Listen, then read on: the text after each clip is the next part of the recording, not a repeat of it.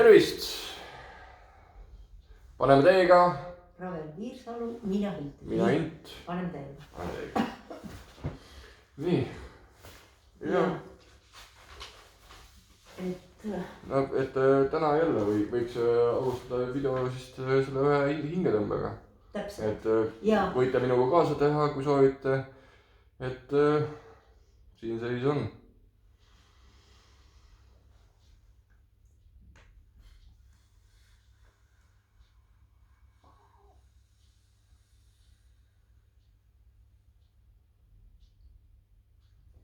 Eriti kasulik on see praegu, kui on selline hullumaja meil ümberringi kogu maailmas. Käib mingi hullumaja. Ja siis ma loeksin kõigepealt ette Eesti Kodanike Erakonna ühe deklaratsiooni siis praeguse olukorra kohta, mis siin maailmas on. Deklaratsioon siis. Ja mis esimene punkt oleks siis niisugune, et kuidas on üleüldse võimalik, et üks hull inimene ja tema poolt ära hirmutatud rahvas hoiavad aatomipommi ähvardusel hirmul kogu inimkonda. Mitte kunagi varem pole niisugust asja veel juhtunud siin. Inimkonna ajaloo käigus. Ja teine punkt siis on küsimus, kes lõi aatomipommi. Me kõik teame, kes selle lõi muidugi, aga Eks seal on, arvatavasti vist Albert oli vist esimene, kes selle lõplikult valmistigi, nagu teed disainid ja plaanid. Albert Einstein. Einstein oli sellega seotud, Einstein oli ka see, kes oli selle poolt. Aatomipommi loomise poolt. Ta just minu teada ei pooldanud seda, ta lihtsalt juhtus saama seda valemi kätte. Ja siis teine punkt kohe juurde. Ja kes andis üldse loa neid maa peal kasutada. Tähendab, küsimused kerkivad kõik järjest ülesse. Ma tean väga hästi jah, et Hiroshima ja Nagasaki peale visati. Aga nüüd me tagantjärgi ikkagi küsime, kuidas sai see võimalikuks, et niisugust asja esimest korda kasutati maailmas siis aatomipommi. No kui see valem see hirmutamiseks loomulikult jah. Kui valem on olemas, siis ikka seal on leidub inimesi, kes teil on huvi seda. Jaa, aga viimane aeg on nüüd tõepoolest asjad paika panna, kes lõid, nende peal on ju ka vastutus ja nad teadsid ju ette. Et seda hakatakse kasutama ja hakatakse just kasutama seal Hiroshimas ja Nagasakis kõigepealt, eks ole. Niiviisi, kolmas punkt. Miks pole neid siiamaani ikka veel ära keelustatud aatomipomme, eks ole? Miks ei ole seda tehtud? Nii nagu on seda tehtud näiteks narkootikumidega, eks ole? No jah, et eks ikka need, mis kehtestavad nendel võimu, need jätavad alles ja need, mis võivad neil võimu ära kaotada ehk teatud sorti ained võivad inimese meele tabada uutele asjadele ja nendele see ei meeldi, et nad inimesed võivad hakata uut moodi mõtlema ja... Sa mõtled, et see on ka natuke selle taga, võib-olla tõesti pisut. Aga muidugi, tähendab, praegu on küsimus selles, et see on nagu oma teaduse, tähendab, teisele lainele suunamine, aga aatompomm on ka midagi sama, natukene sarnast, eks ole. Ja neljas punkt siis, kas pole selle kõige taga hoopis raha ja kulla või mis on pimestanud ära inimmõistuse? Ma olen kuulnud, et mingi huvitav luuletus oli, et kuld on küll ilus, aga ära lasta sellele silma minna, sest see võib pimestada. Täpselt, nii ongi. Ja ta pimestab sellepärast, et kas siis kõik inimesed ei tahaks endale 10 losse, 10 jahte ja võimalus siis kõiki teisi, kes ta ümber on, neid ära osta ja nii edasi. Nii edasi. Kui on siuke eeskuju meil juba antud, eks ole, et väga rikkad seda teevad. jah, huvitav, kui suur protsent inimkonnast on huvi terve maailm valutada. Et kõik oma nägemuse järgi ja kõik oma soovi järgi lihtsalt luua nagu. maksma panna ja aga see ongi sellepärast, et siis nad pääsevad väga lähedale rikkusele, rahale ja muudele asjadele, sest kõik need näiteks Venemaa, need suured rikkurid, korporatsioonide juhid ongi just seotud ka selle võimuga loomulikult, sest võim annabki sulle loa teha niisuguseid asju, mis teevad sind rikkaks, eks ole. Ja kes siis ei tahaks. Eks see on üsna siuke nagu kasiinomäng, et üsna põnev on mõnda inimese jaoks, et raha tuleb kuhjad viisi ja lihtsalt oi, et leidsin veel ühe viisi, et teeme seda ja siis tuleb veel suuremad kuhjad ja et see võib mõne jaoks päris põnev olla, et ükskõik kuidas seda raha saavad, et peaasi, et võimalik suur rahanumber, mis ükskõik vahet. Ja vaata ajalehti, vaata, eks ole, telekat või ükskõik mis uudiseid, siis on uudised on ainult nende kõige rikkamate kohta, keda on käputäis, väga väike miljonär, eks ole. Kes seda meediat kontrollib, et ja, sest et see pakub huvi kõikidele, sellepärast pannaksegi sisse, et inimesed ostaksid seda lehte siis, eks ole, ja vaataks ja siis see unistus suurest rikkusest, siis see levib ja levib ja levib ja levib kuni pisikeste lasteni peaaegu, et see on ainus eesmärk, mida tasub siis siin maailmas jahtida, eks ole. Ainus suur eesmärk. Ja 5. punkt ma ütleks. Või on hoopis siis kogu võim juba uue inimkonna vaenlase arvutite kätte sattunud, kes tahavad maa peal oma salajast võimu maksma panna. Robotid, täpselt, jah. Arvutid, sest et kui tõepoolest arvutid ületavad juba inimmõistuse igas mõttes, siis on selge, et nad ei taha olla ainult inimeste abistajad, vaid nad ise tahaksid anda inimestele juba käske. No ma olen selle peale üsna palju mõelnud ja siin on väga palju, mille üle mõelda, eks ole, et mitte seda kindlasti teha, et anda neile ülim võim siin maa peal, eks ole. Ma ei näe, et seda kuidagi seda keelata oleks võimalik. Et no keelata jah ei saagi, aga ennetada.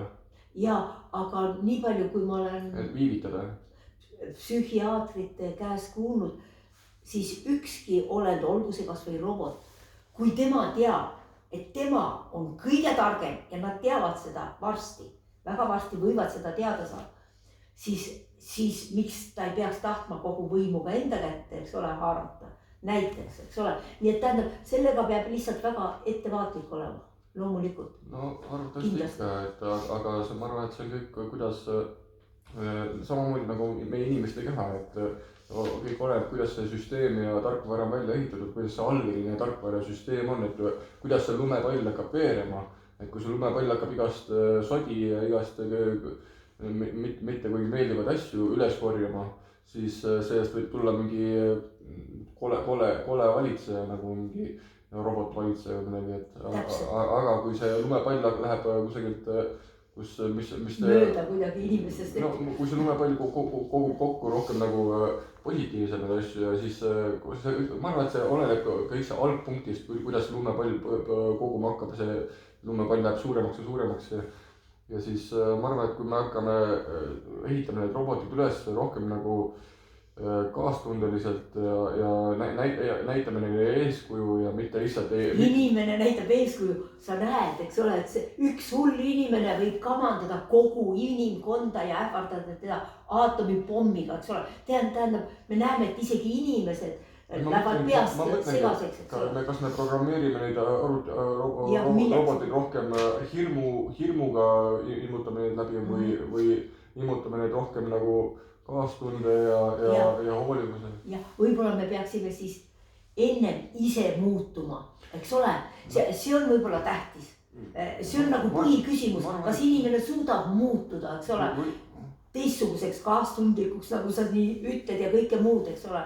Aga seda me veel ei tea, et seda on peab uurima. Ma arvan, et need robotid võib-olla lihtsalt mõnda aega nagu jälgivad ja uurivad seda maailma, mis seisus see on ja kas see maailm väärib päästmist ja kas see maailm väärib hävitamist või midagi, mis iganes.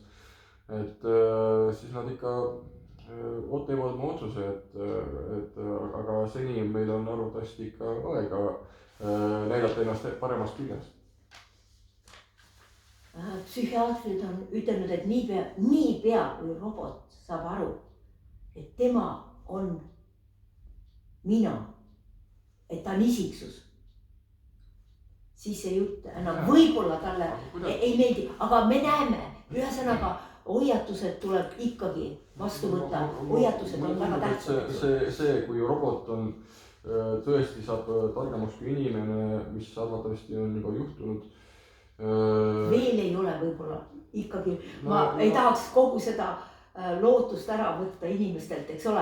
No aga siis, kui see on juba juhtunud, siis arvatavasti see ei ole nii hull, kui me kardame, aga võib-olla on, ma ei tea, võib-olla see on paljud juba ütlevad, et kui ma pean kogu aeg seal arvutites seal käima ja rääkima läbi arvutites, see juba mõjutab meid ennast. Me ise muutume võib-olla robotitest. Hea küll, see oli nali, eks ole. Eks me olemegi üsna sarnased robotitele, silmad ja kõik, kuidas me tegutseme, see on suht mehaaniline keskmise inimesel. Robotid ise võivad ennast ka ilusamaks teha, kui me ise oleme ja nii edasi, nii edasi. Hea küll, ma loeks 6. punkti ka veel ette ja siis kohe varsti lõpetame. Igatahes peatu inimene ja hakka oma peaga järele mõtlema, kui sa muidugi seda veel suudad teha. Millise enesehävitusliku maailma sa oled loonud? Ma mõtlen seda aatompommi, eks ole ikkagi. Sest et mõni hull võibki selle välja paisata, eks ole.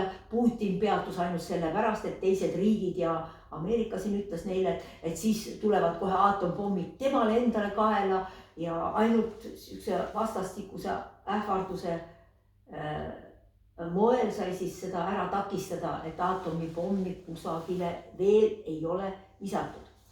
Peatu 7. punkt, sest kellelegi pole antud siin maailmas lõpmatult aega suuri vigu teha. Jah, isegi mitte sinule, looduse uhkele kroonile, inimesele. Inimene arvab, et tema on kõige kõrgem see looduse kroon. On. No eks suht iga inimene mõtleb, et ta on kõige tähtsam asi maailmas. Ja isegi jah, laps sünnib maailma ja siis ta mõtleb eriti, võib-olla hiljem ta hakkab natuke oma peaga mõtlema, et midagi tuleks ka selle maailma jaoks siis teha, kui sa tahad olla kõikidest kõige. Mitte ainult, et kõik ei pea nagu, kõik maailm ei ole nagu tiirle tema ümber, et kõik on nagu ainult tema kasuks. Ja tõepoolest, et täna arutati YouTube'is ka selle üle. Pianõh oli üks väga huvitav see kommentaator, kes elab Istanbulis ja siis ta arutas, et kui paljud inimkonnast üleüldsegi on võimelised oma ideid välja pakkuma ja oma peaga mõtlema ja ta arvas, et näiteks 2% inimkonnast või inimestest ei suuda üldsegi mõelda. Üleüldse neil pole seda antud, aga küsimus oli selles, kes on selles süüdi, et kogu võim nüüd läks seal näiteks niisuguse hullu inimese kätte. 2% ei suuda mõelda või oli see? 2% ei suuda üleüldse rahvast, inimestest üleüldse mõtelda, ja. Et see oli tema arvamus ja siis ta ütles veel, et miks siis sai võimalikuks Venemaal niisuguse inimese tõus ülesse, nagu Putin oli, kellel polnud ju mingeid andeid seal midagi suuremat või paremat maailmas siin välja pakkuda, kui nüüd minna, eks ole, teisele riigile otseselt kallal. Ja kes on siis selle süüdi, 2 kommentaatorit seal siis rääkisid, et kas nad ise on ka süüdi selles kõiges, aga me teame ju kõik, et kõige suuremad opositsionäärid pandi vanglasse, istuvad ka praegu seal ja näiteks siis Pianõh ütles seda, et kui oleks tulnud inimesed välja, mitte seal ütleme 100 000, vaid juba 1 000 000 inimest oleks tulnud seal Moskva Punasele väljakule ja nii edasi, siis see võiks hakata seal midagi muutma. Aga nii palju inimesi välja ei tulnud. Järelikult jäigi kõik ikkagi Putini enda kätesse kogu see võim ja mitte midagi rahvale ei läinud siin mingit väikest võimukübetki. Nad ei saanud seda Putinit maha võtta, tähendab, aga siis ütles Pianõh veel väga huvitava mõtte, et kõik, kes tahavad üleüldsegi sinna võimule pääseda, siis nad peavad inimestele lubama võimalikult palju kõiki asju, et siis nad on nende poolt ja Putin lubas ju ka väga kõiki asju Vene rahvale. Ja mis ta valetas, eks ole, maad ja ilmad kokku. Absoluutselt, see vale käib igal pool ja just selle vale abil nad saavadki või siis kui nad on väga rikkad, siis nad saavad teha igasuguseid üritusi, seal inimestele pakkuda igasuguseid asju, alates toidust ja lõpetades seal lõbustustega ja nii edasi. Nii et rahvas on alati nende poolt, kes on väga rikkad ja kui me vaatame siin kas või Eestiski vaatame, siis kes siin võimu enda kätte on saanud, eks ole. Ikka saavad need, kes on kõige rikkamad erakonnad, eks ole, sest nad ostavad kõik ära. Nende käes on kogu raha, kogu moos nii-öelda. Ja, et nii need asjad kahjuks on ja see oli tõesti väga huvitav see saade, sest esmakordselt, kus öeldi tõesti välja need asjad, et küsimus on selles, et rahva käes tõepoolest, ka Vene rahva käes on see võim, kui ta seda võimu tegudega kinnitaks, aga ta ei julge. Ta ei taha kinnitada, sest ta usub neid valesid, mis tal ülevalt räägitakse. Eks ole? Ja sellepärast ei tehta midagi, ka Eestis on sama lugu, loomulikult täpselt sama lugu, et usutakse valesid ja suuri valesid. Sa pead suurelt valetama, mitte väikselt. Räägid propagandast. Ja tohutut propagandat tegema, eks ole. Ja siis ma võib-olla mõned mõttekillud ka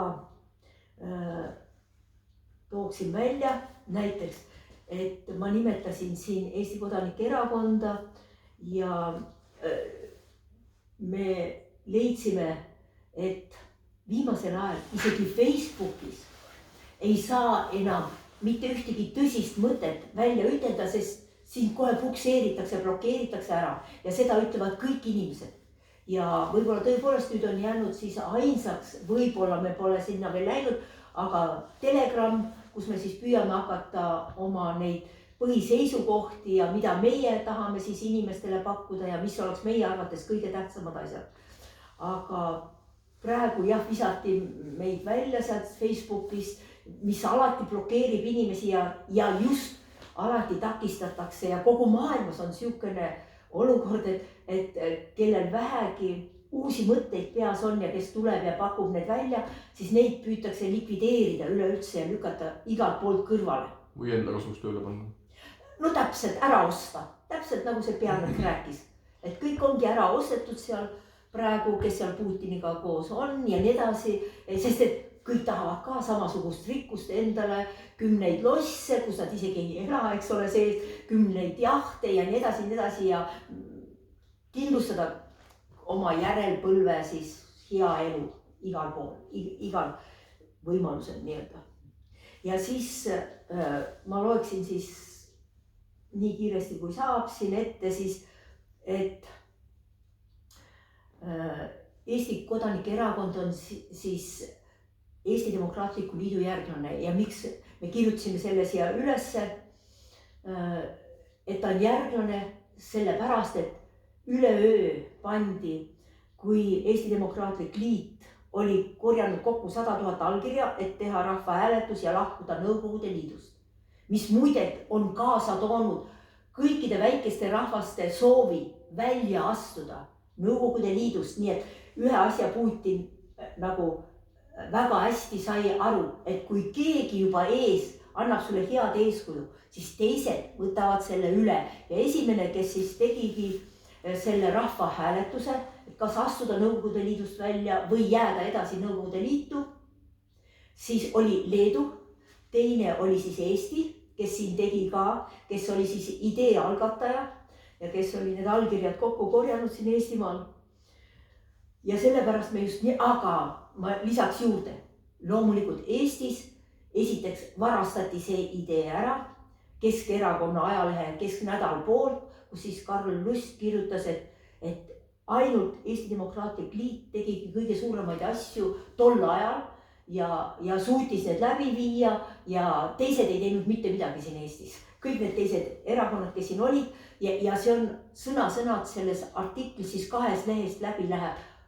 Väga hea artikkel selles mõttes, jah, see tõepoolest oli, tal oli arvatavasti igas mõttes õigus, aga varastati ja ta kirjutas selle Rahvarinde kontole, et mida, nagu oleks Rahvarinne seda kõike teinud.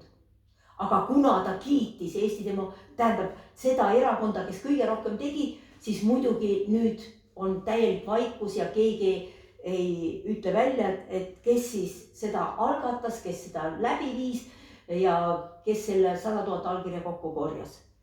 Tähendab, täielik vale jälle valitseb siin ja peale selle, et see vale valitseb siin, kuna Eesti Demokraatlik Liit tegi seda suurt asja, nii et suur tänu inimestele, kes kõik need oma allkirjad andsid ja mina juhtisin seda erakonda tol ajal ja kõik pärast seda rahvahääletust, mis Eestimaal toimus ja inimesed ütlesid, et nad tahavad Nõukogude Liidust välja minna, siis oli nii, et kõik need väiksemad erakonnad, ka Eesti Demokraatlik Liit oli väiksem erakond, aga ta tegi suuri asju, nagu ma teile praegu rääkisin ja pandi kõik kinni, üleöö. Hakati nõudma neid tohutu suurt rahva hulka, kes oleks nendega koos, aga mingit suurt rahva hulka see enda taha mitte kunagi ei saa, kui sul väga suuri rahasummasid ei ole siin käes. Nojah, see oli ajal ka, kus interneti ilmselt asju on. Ja täpselt, just nimelt. Neil oli vaja kõik need kinni panna ja siis me tegime Eesti Kodanike Erakonna Facebookis. Aga nagu te näete, ka Facebook ei lase seal neid artikleid läbi ja nüüd vaatame varsti kohe, et kas Telegram on siis parem kui see Facebook. Eks arvatavasti me teeme varsti oma lehega ka .ee lehega. Ja siis keegi veel tuli selle idee peale, et võiks uue Facebooki teha täiesti või nagu, kui seda lubatakse või kui mingid rahad kokku tulevad. Sellepärast, et Facebook oli tõesti, oli väga hea, et tal oli ühel pool olid kõik need erakonnad ja nende põhiseisukohad olid kõik kirjas, teisel pool oli siis, kus inimesed said seda kõike vaadata ja nii edasi ja nüüd on see ära kaotatud. Tähendab, sõnavabadust ikka veel ei ole. Ja siis ma väga lühidalt ütleksin nüüd siis juurde, et millised need 6 põhiseisukohta on. Eesti Kodanike Erakonna teabe all olid nad, aga nüüd ei näe seda teave, seda sõna ei näe seal enam, ega ka neid põhiseisukohti. Aga jah, ühesõnaga ma loeks ette need nii kiiresti kui saab. Ja siis Eesti Kodanike Erakond oli siis see, kes esimesena ütles, et oleks vaja Eestis erakorralisi Riigikogu valimisi. Ja nimelt uue valimisseaduse alusel, sellepärast, et kõik need valimised, mis siiamaani on toimunud, need on suur pettus. Ja alati on valitud ainult neid, kes siis väga-väga rikkaid erakondi, kes on siis oma rahad kokku ajanud ja siis inimesed ära ostnud. Ja viimati tehti näiteks see e-valimised, eks ole, mis oli täielik pettus juba, totaalne pettus, mida kõik juba teavad ja räägivad ja kogu maailmas kontrolliti ja öeldi, et ei, niiviisi ei saa teha. E-valimised ei ole õiged valimised. Hea küll. Ja siis Eesti Kodanike Erakond pakkus välja isikuvalimisi ja kus juures siis kõikidelt erakondadelt see 5% künnist ära võetaks. Sest et kõik need väiksemad ei saanudki siis üldsegi konkureerida teistega. Ja muidugi võetakse ära ka erakondade riiklik rahastamine ja erisoodustused ja kandidaatide selle kautsjoni, sellepärast et ja mõte on meil selles, et tõepoolest siis iga maakond, iga vald saadaks oma inimesed sinna Riigikogu valimistele. Et kõige paremad oleks seal ees. Kes on ikka tuntud oma tegude poolest, eks ole, mitte bla bla bla. Kes on ikka rahvaga juttu rääkinud, kes rahvast teab ja siis poleks vaja neid kautsjoneid, sest mõnel inimesel ei olegi näiteks seda raha, aga ta võib olla väga-väga tark, eks ole, et hakkame tegude ja tarkuse järgi ja mida ta on üldse teinud Eestimaa heaks, hakkame selle järgi neid valima. Ja siis teine punkt, tühistada kõik lepped, mis ei ole kooskõlas Eesti riigi huvidega, nagu Rail Baltica, samuti ka tühistada kavatsetav uus Eesti-Venemaa piirilepe, see oli see Tartu rahu küsimus, kus juures siis isiklikult organiseerisid. Ma ise selle Rail Balticu kohta väga ei oska rääkida, aga Elron, siiamaani Elron on mulle väga meeldinud. Ma loodan, et Elron jääb ikka ilusti püsima. Aga Rail Baltic on midagi muud. Elroni arengut minu poolest las olla, meil ei ole selle vastu midagi. Ja siis Eesti-Vene piirilepe ei tohiks mitte kunagi siis sõlmida seda, sellepärast et see kõik rajaneb Tartu rahul. Ja need olidki need siis vabadussõdalased, kes siis võitsid vabadussõja venelaste vastu ja siis me tegime siis liikluse peatamise, et tõepoolest mingi preambul siis tuleks juurde või Tartu rahu ära ei antaks mitte kunagi. Sellepärast, et nüüd on juba küsimus varsti selles, et kas me saame Venemaalt tagasi oma 5%, see on väga suur ala, mis Venemaa võttis lihtsalt krahmas siis Eesti. Millal ta võttis seda? Siis, kui Venemaa haaras siis Eesti enda koosseisu, eks ole. Ja siin oli venestamine ju täielik Eestimaal, eks ole. Ja kolmas punkt, lõpetada igasugune immigratsioon, mis on Eesti rahvale ja riigile kahjulik.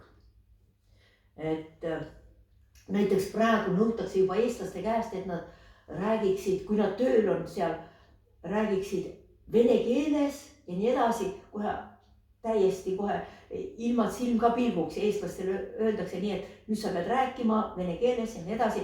Aga ma võin teile ütelda, et kui mina läksin kuskile teisele maale, see polnud tõesti immigratsioon, aga kui ma läksin kas või rändama teisele maale, siis ma võtsin alati kaasa need sõnaraamatud, kus ma õppisin selle rahva keele ära, sest et prantslased ei räägi isegi mitte inglise keelt. See näitab austust. Ja, et see on austus teise riigi vastu, eks ole.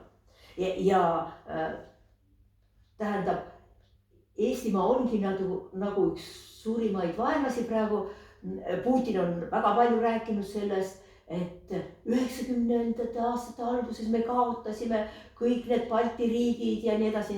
Ja küll ta teab täpselt, et kes seda siis siin kõigepealt organiseerisid ja läbi viisid. Aga nüüd tahavad väga väiksed rahvad ka eralduda Venemaast, sellepärast, et nad tahavad oma identiteeti säilitada, eks ole, mis on nende õigus, iga rahva õigus. Ja kui me tõesti imperialismi hävitame suure impeeriumi, nagu Venemaa oli, alles siis me võime olla kindlad, et rohkem siukseid kallaletunge ei toimu, nagu Ukrainale see toimus, eks ole. Ja pluss veel, kui me keelustaks need aatomipommid ära, millest kindlasti on sellest räägitud, aga see peab olema väga tähtis samm, sest me kunagi ei tea, mis juhtub. Ükskord näiteks ma võin rääkida sulle ka sellest, et ükskord kogemata kombel tulid Ameerikast, tulid lennukid ja isegi mingid raketi moodi asjad tulid Venemaa suunas. Ja siis oli see, kes jälgis seda Venemaal, mis seal toimub, et kas nüüd tõesti tuleb sealt ka mingi aatomipomm sealt Ameerika poolt või mitte.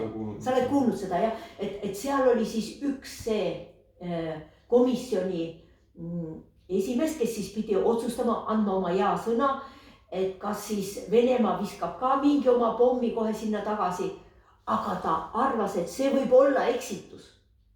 Ja see oli venelane, tark, kes seal istus ja ta ei saatnud mitte mingeid neid vastu, tähendab oma neid lennukeid ja päästis, tähendab maailma tuumapommi. Nojah, et kui tuumapomm lendab, siis üle riikide ei tea, riigid ei tea, kuhu see maandub. Ja see oli just suunatud Venemaa suunas ja tõepoolest Ameerika siis avaldas suurt tänu siis sellele inimesele, kes seda tegi. Ja tähendab niiviisi demokraatia on väga tähtis, ma nimetan hästi kiiresti siis. Ja siis noorte toetamine siin on väga tähtis ja viimane kõik viia siis eesti keele peale üle. Nii, meid siin praegu segati, aga ma siis lõpetaksin praegu ära. Nii, hea küll, et ühe sõnaga veel on päris palju siin maailmas kõike teha, paremaks teha. Ja siis ükskord me juba pakkusime välja siin idee, et ÜRO, Ühinenud Rahvaste Organisatsioon, et ka seal oleks vaja, et kõik riigid saadaksid oma kõige targemad pead sinna. Aga miks ma rääkisin sellest viimasest juhtumist, kus siis raketid tulid Venemaa suunas Ameerikast ja tulid eksikombel, olid suunad, tähendab, nad läksid kursist kõrvale kuidagi, siuksed asjad võivad juhtuda, eks ole. Et väga tähtis on, et tõepoolest seal üleval oleks need kõige targemad, kõige andekamad inimesed, aga kogu maailmas on see, et ikka neid lükatakse kõrvale igalt poolt, eks ole. Aga kui ma veel kord rõhutan, et see päästis meid ükskord kogu maailma katastroofist, siis neid on vaja sinna ülesse.